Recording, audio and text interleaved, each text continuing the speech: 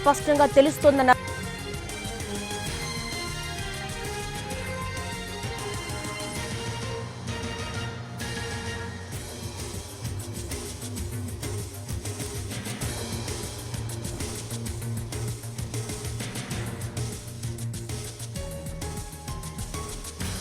Neat పరీక్షపై supreme court కీలక వ్యాఖ్యలు చేసింది. నీట్ పేపర్ లీక్ అయిందని స్పష్టంగా తెలుస్తోందన్నారు supreme court chief justice D Y Chandrachud. NEET UG పరీక్షను రద్దు చేసి మళ్లీ నిర్వహించాలన్న పిటిషన్స్ పై విచారణ సందర్భంగా ఆయన కీలక వ్యాఖ్యలు చేశారు. ఇది 23 లక్షల మంది విద్యార్థుల భవిష్యత్తుకు సంబంధించిన కేసని అన్నారు. లీక్ జరిగినట్టుగా తెలుస్తోందన్న సిబిఐ లీక్ ఏ విధంగా జరిగిందనేది తేలాల్సిందన్నారు. సోషల్ మీడియా ద్వారా లీక్ అయి ఉంటే ప్రభావంగా ఎక్కువగా ఉంటుందన్నారు. తప్పు చేసిన అభ్యర్థులను గుర్తించలేకపోతే మళ్లీ పరీక్షకు ఆదేశించాల్సి ఉంటుందన్నారు సిజేఐ. ఎన్ని ఫలితాలను హోల్డ్లో పెట్టారని కూడా ఆయన ప్రశ్నించారు. పరీక్షను తిరిగి నిర్వహించాలన్నది లాస్ట్ ఆప్షన్ మాత్రమే అన్నారు. నీట్ పరీక్షల అవకతవకలపై ఎన్ని ఎఫ్ఐఆర్లు నమోదయ్యాయని సిజేఐ ప్రశ్నించగా ఒక్కటే అని సమాధానమిచ్చారు ప్రభుత్వ లాయర్. నీట్ పరీక్షపై తదుపరి విచారణను గురువారానికి వాయిదా వేశారు.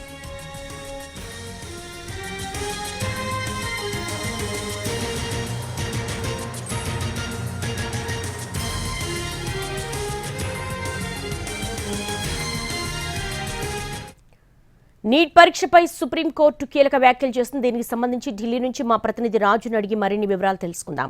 రాజు, నీట్ పరీక్షపై సుప్రీం ఏమని వ్యాఖ్యానించింది?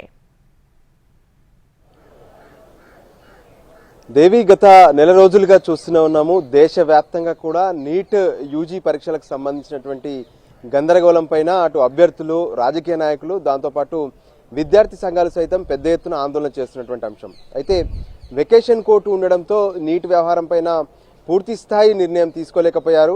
అయితే అన్ని కేసులను కూడా ఈరోజు విచారిస్తామని చెప్పి గతంలోనే చెప్పారు.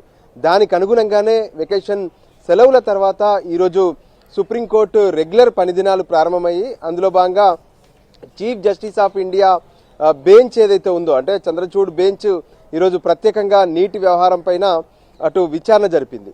ఇందులో కీలకంగా అంటే ఇప్పటి వరకు అసలు నీటి పరీక్ష విధానం ఎలా ఉంటుంది, ఆ పరీక్షలకు సంబంధించినటువంటి ప్రశ్నలను ఎలా సెట్ చేస్తారు, ఆ తర్వాత ప్రింటింగ్కి ఎలా పంపిస్తారు, వాటి నుంచి ఎగ్జామ్ సెంటర్లకు ఎలా పంపిస్తారు, ఇటువంటి ప్రశ్నలన్నీ కూడా చీఫ్ జస్టిస్ ఆఫ్ ఇండియా అటు పిటిషనర్లను, దాంతోపాటు ఎన్టీఏ, మరోవైపు ప్రభుత్వాన్ని కూడా ప్రశ్నించారు.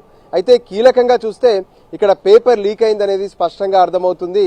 మరి ఈ తరుణంలో ఇప్పటి వరకు ప్రభుత్వం ఎటువంటి చర్యలు తీసుకున్నారనే విషయాన్ని కూడా స్పష్టంగా ప్రశ్నించినటువంటి పరిస్థితి కనిపించింది. వాస్తవానికి నీట్ పరీక్షలో గతంలో ఎప్పుడు కూడా అంటే 2001 కావచ్చు, 2021, 22, 23, 24 అంటే ఇప్పటి వరకు గతంలో చూస్తే ఎప్పుడు చూసినా ఒకరు లేదా ఇద్దరు మాత్రమే 720కి 720 మార్కులు తెచ్చుకున్నటువంటి పరిస్థితి ఉంది. ఈసారి మాత్రం అసాధారణంగా కనిపిస్తుంది. దాదాపు 67 మందికి ఈ 720 మార్కులు వచ్చాయి. ఇవి ఎలా సాధ్యమైందనే విషయాన్ని కూడా ఆయన స్పష్టంగా ప్రశ్నించారు.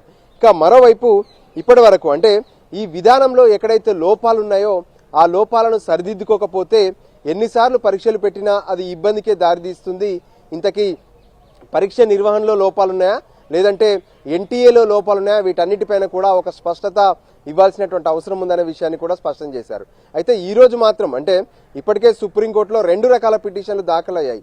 ఒకటి, ఏదైతే మే 5వ తేదీన నిర్వహించినటువంటి నీట్ యూజీ పరీక్షను రద్దు చేసి కొత్త పరీక్షను నిర్వహించాలనేటి పిటిషన్లు ఉన్నాయి.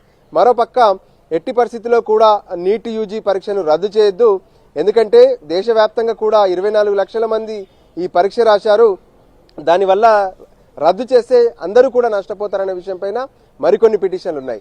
ఈ రోజు విచారణ సందర్భంగా రద్దు చేయాలనేటువంటి పిటిషన్లు ఏవైతే ఉన్నాయో వాటిపైన మాత్రమే విచారణ జరిపారు. ఈ విచారణను గురువారానికి వాయిదా వేశారు. అయితే ఈలోగా ఎన్టీఏతో పాటు ప్రభుత్వం సైతం కొన్ని విషయాలపైన స్పష్టమైనటువంటి సమాచారం ఇవ్వాలని చెప్పారు. అంటే ఇప్పటి వరకు సిబిఐ నమోదు చేసినటువంటి ఎఫ్ఐఆర్ ఏదైతే ఉందో దాంట్లో ఉన్నటువంటి స్టేటస్ కో రిపోర్టు కోర్టుకు సమర్పించాలని చెప్పారు. దాంతోపాటు ఎన్టీఏ అంటే ఈ లీకేజీకి సంబంధించి క్వశ్చన్ పేపరు ఎక్కడెక్కడ లీక్ అయింది ఏంటి అనే దాంతోపాటు దానికి సంబంధించినటువంటి టైమింగ్స్ ఏమైనా నోట్ చేశారా అనే అంశాలపైన కూడా ప్రత్యేకంగా సిజేఐ ప్రశ్నించారు. సో ఓవరాల్గా చూస్తుంటే కూడా అంటే దేశవ్యాప్తంగా 4750 సెంటర్లలో ఈ పరీక్ష నిర్వహిస్తే మొత్తం 571 పట్టణాల్లో ఈ పరీక్ష నిర్వహించారు. విదేశాల్లో కూడా ఈ పరీక్ష నిర్వహించారు 14 ఏదైతే ప్రాంతాల్లో విదేశాల్లో. సో ఎక్కడ ఇది జరిగింది, ఎందుకు జరిగింది, దీనిపైన ఖచ్చితంగా ఒక నివేదిక మాత్రం తీసుకోవాల్సిన అవసరం ఉంది. అవసరమైతే ఒక నోడల్ ఏజెన్సీని ఏర్పాటు చేస్తాం. ఏ నిర్ణయం తీసుకున్నా సరే ఖచ్చితంగా అంటే మిగతా ఎవరైతే అభ్యర్థులు ఉన్నారో అంటే 24 లక్షల మంది అభ్యర్థులను దృష్టిలో పెట్టుకొని ఈ నీట్ వ్యవహారం పైన నిర్ణయం తీసుకోవాల్సి ఉంటుంది.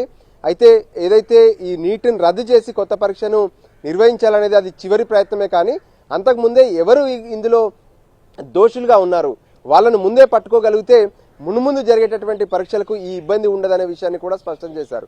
సో నీటికి సంబంధించి ఓవరాల్గా పరీక్ష విధానం పైన కూడా ప్రత్యేకంగా సమాచారం తీసుకున్నారు. ఇందులో ఉన్నటువంటి మార్క్స్ కావచ్చు, నెగిటివ్ మార్క్స్ కావచ్చు, వీటన్ని ఉండగా కూడా ఇవన్నీ ఎలా సాధ్యమయ్యాయనే విషయాన్ని ప్రభుత్వాన్ని ప్రశ్నించారు. ఈ సందర్భంగా ప్రభుత్వం నుంచి హాజరైనటువంటి సోలిసిటర్ జనరల్ మాత్రం బీహార్లో నమోదైనటువంటి ఎఫ్ఐఆర్ ద్వారానే ఈ విషయాలు వెలుగులోకి వచ్చాయి. సో దానికి సంబంధించి ఇప్పటికే కొంతమందిని అదుపులోకి తీసుకున్నారు. ముఖ్యంగా పేపర్ లీకేజ్ జరగలేదు, కానీ పేపర్ ఎప్పుడైతే క్లాస్ రూమ్లో ఇచ్చారో ఆ తర్వాత అక్కడ ఉన్నటువంటి సూపరింటెండెంట్ వాళ్లకు అందరికి కూడా ప్రశ్నలకు ఆన్సర్ నేనే రాసిచ్చి పైకి పంపిస్తానని చెప్పి ఒక ఏదైతే కొంత వాళ్ళ మధ్య వ్యవహారం జరిగిందనే విషయాన్ని కూడా కోర్టు దృష్టికి తీసుకొచ్చే ప్రయత్నం చేశారు. అయితే లీకేజ్ మాత్రం జరిగింది, ఖచ్చితంగా దీనిపైన రిపోర్ట్ ఇవ్వాలి. అది కూడా బుధవారంలోగా సుప్రీంకోర్టులో రిపోర్ట్ దాఖలు చేస్తే ఆ తర్వాత గురువారం రోజు దీనికి సంబంధించినటువంటి విచారణ ఉంటుందని చెప్పారు. సో ఓవరాల్గా కూడా ఇప్పటి వరకు నీట్ వ్యవహారం పైన కేంద్రం కావచ్చు, అటు సుప్రీంకోర్టు కావచ్చు, ఎటువంటి నిర్ణయం తీసుకుంటుందనే ఒకట ఉత్కంఠ మాత్రం ప్రతి ఒక్కరిలో కనిపిస్తుంది. ఇప్పటికే 6వ తేదీన జరగాల్సినటువంటి కౌన్సిలింగ్ ను సైతం వాయిదా వేశారు. దానికి అనుగుణంగానే ఇక దీనికి సంబంధించినటువంటి వ్యవహారం పైన గురువారం పలు కీలక నిర్ణయాలకు సంబంధించినటువంటి ఆర్డర్స్ కూడా వెలువడే అవకాశం కనిపిస్తుంది. Devi. Right Raju, thanks for the live updates.